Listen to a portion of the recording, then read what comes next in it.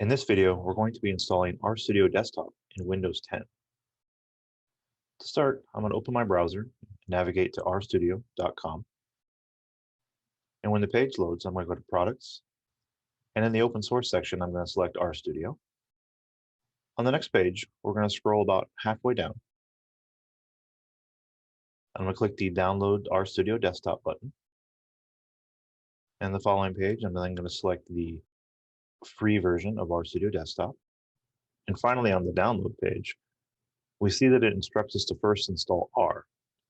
Now, this is a fresh installation of Windows 10, and I have already installed R, so I'm going to skip that step for now and simply click on the download link for Windows.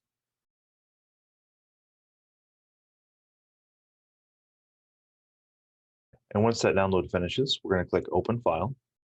And in the installation wizard, I'm going to click Next. I'm going to accept the default install location and click Next again. And then I'm going to click Install.